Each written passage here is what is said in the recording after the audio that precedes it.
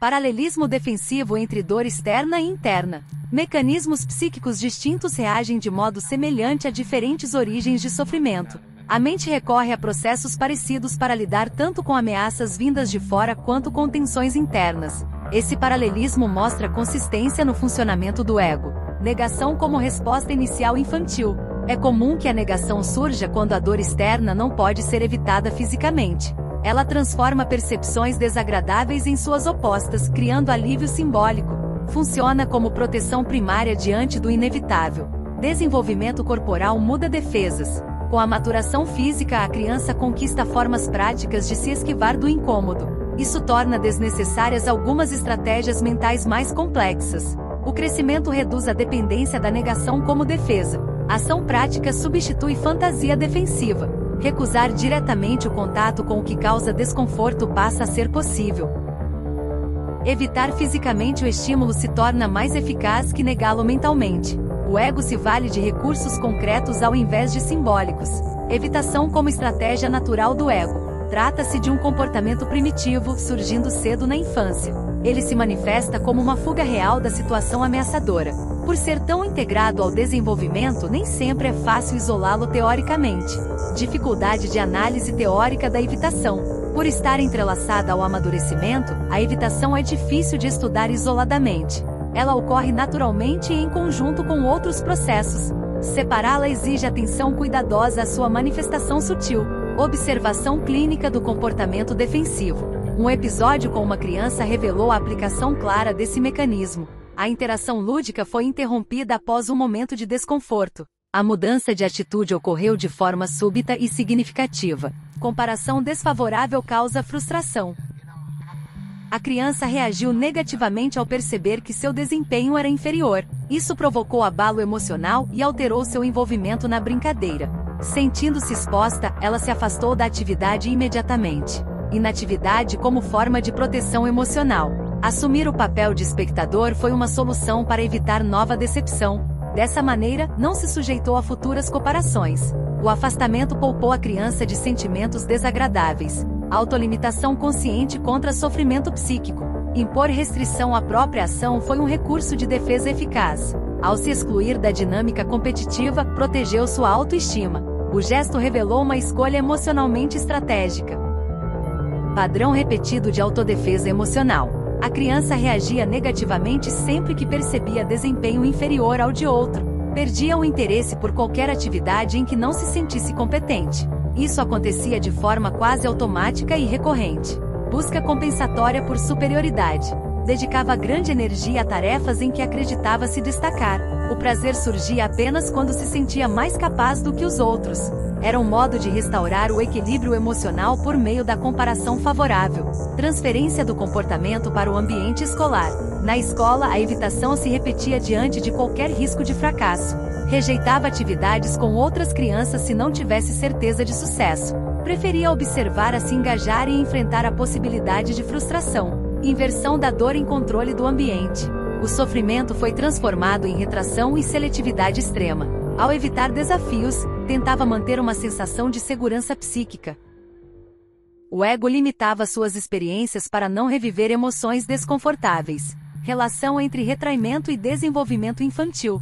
Essa proteção contra a dor emocional acabou restringindo seu próprio crescimento. As oportunidades de aprendizado e socialização foram reduzidas. O medo de fracassar superava o desejo de experimentar. Alívio das defesas junto aos mais novos. Ao interagir com crianças bem mais jovens, sentia-se livre para agir.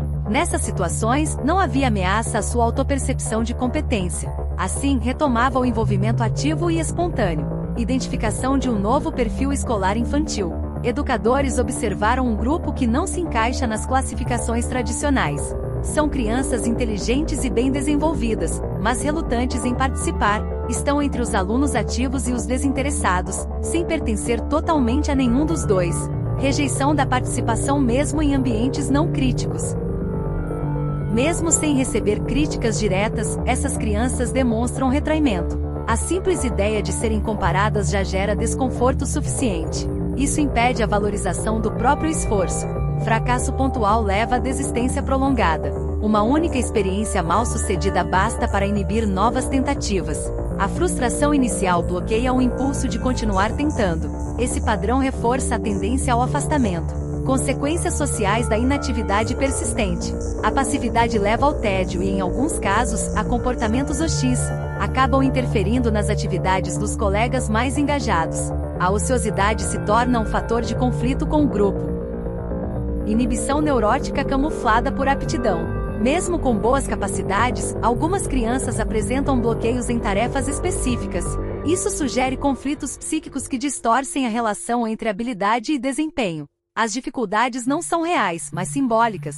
Sintomas com raízes em substituições psíquicas. A atividade inibida costuma representar um interesse reprimido do passado. A recusa não é pelo ato atual, mas pelo que ele simboliza. O sintoma desloca-se para algo seguro, mas afetivamente carregado. Atos comuns associados a experiências prévias. Funções como falar, tocar instrumentos ou calcular são afetadas por antigas ligações inconscientes.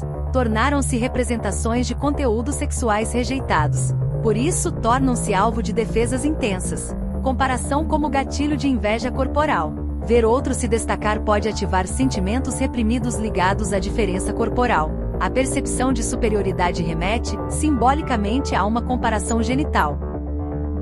Essa identificação inconsciente provoca sofrimento, competição escolar e revivescência edípica. Ao serem estimuladas a competir, as crianças revivem antigas rivalidades. Isso pode reativar conflitos da fase de Édipo ou da diferença sexual percebida. As emoções envolvidas ultrapassam o momento presente. Diferença entre retração adaptável e inibição fixa. Algumas crianças retomam o aprendizado quando o ambiente muda. Já as inibições profundas persistem, independentemente das circunstâncias. Essa distinção é fundamental para compreender o bloqueio funcional. Mudança de ambiente revelando capacidades ocultas. Quando afastadas da comparação direta, essas crianças mostram progresso surpreendente. As lições tornam-se acessíveis quando retiradas do contexto competitivo. O problema está na situação, não na capacidade cognitiva. Exemplo de superação fora do ambiente escolar.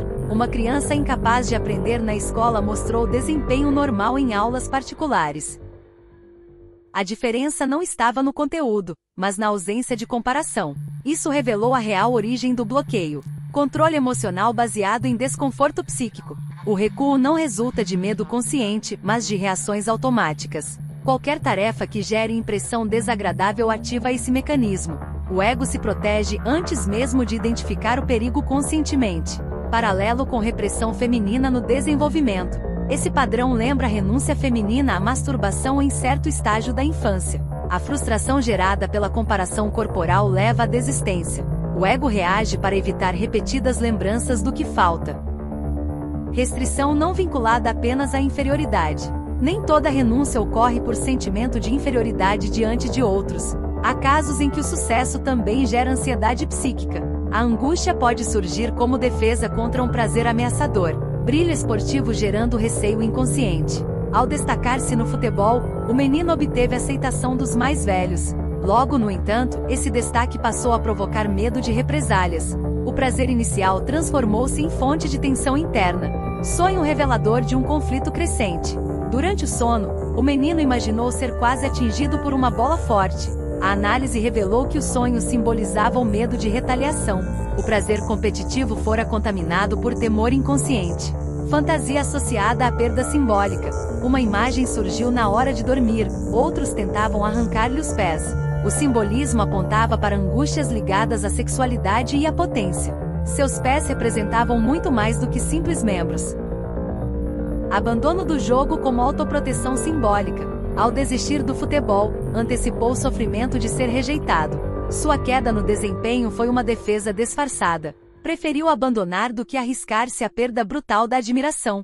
Deslocamento da energia psíquica para a escrita. Com o futebol afastado, voltou-se com intensidade para a literatura. Trouxe produções antigas e partilhou ambições criativas. A energia antes canalizada para o corpo foi agora convertida em expressão simbólica. Valorização racionalizada das novas atividades. Criou um gráfico para expressar suas preferências pelas profissões. A literatura ocupava o centro, o esporte foi relegado a um canto. A reavaliação refletia sua tentativa de justificar emocionalmente a mudança. Hostilidade velada contra os jogos competitivos. O pequeno ponto indicando o esporte revelava mais do que desinteresse. Expressava um afastamento carregado de emoção negativa. Sua antiga paixão agora era vista com desprezo consciente. Supercompensação revelando reorganização do ego. A saída do mundo esportivo criou um espaço no funcionamento psíquico. Esse vazio foi preenchido por produção literária intensa. O ego reorganizou-se para manter sua eficácia sob nova forma. Rivalidade paterna como raiz do conflito emocional. A análise revelou o papel da rivalidade com o pai nessa transformação. O medo de vingança projetado nos colegas maiores refletia conflitos antigos. A angústia atual era um eco de tensões mal resolvidas. Primeiras expectativas no baile. A menina de 10 anos foi ao seu primeiro baile, cheia de entusiasmo e esperança. Havia escolhido cada detalhe do visual com dedicação. Imaginava momentos mágicos em sua estreia social. Encanto por um estranho conhecido.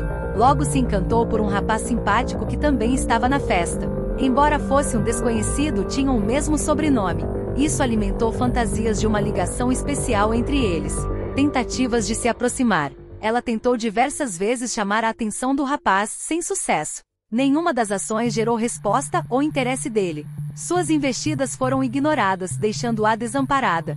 Dança com desprezo e dor. Quando finalmente dançaram, ele zombou de seu jeito desajeitado. A atitude dele foi um golpe duro em sua autoestima. A humilhação foi tão intensa quanto inesperada. Rejeição e afastamento social. Depois do baile, passou a evitar festas e recusava convites com firmeza. Perdeu o interesse por dançar, se vestir bem ou se enturmar. A vivência negativa comprometeu seu entusiasmo. Observadora do que deixou para trás. Por um tempo, observava os outros dançarem com seriedade e distância. Mantinha o olhar atento, mas nunca participava. Assumia uma posição de exclusão silenciosa. Desvio para o reconhecimento intelectual. Com o tempo, redirecionou suas energias para o desempenho escolar. Buscou se destacar no pensamento e na inteligência. Rejeitou interesses considerados tradicionais para meninas. Admirada de outra forma. O esforço intelectual acabou despertando o respeito de colegas meninos. Seu valor passou a ser reconhecido por outras qualidades. A distância social foi compensada com prestígio mental. Ferida antiga reativada no presente. A rejeição sofrida com o rapaz do baile reencenou uma dor infantil. O mesmo sobrenome disparou memórias emocionais profundas. A situação atual revelou traumas recalcados da infância. Contraste entre inibição e restrição. A inibição protege o ego de impulsos internos que geram perigo. Já a restrição barra estímulos externos que relembram dores passadas. Cada mecanismo atua em defesa de aspectos distintos do self. Diferenças entre inibição e restrição. As duas formas psíquicas se distinguem profundamente em sua dinâmica interna. Na inibição, há sempre um desejo latente em conflito com barreiras internas. A restrição, por outro lado, não fixa o ego à atividade interrompida. Presença constante do desejo na inibição.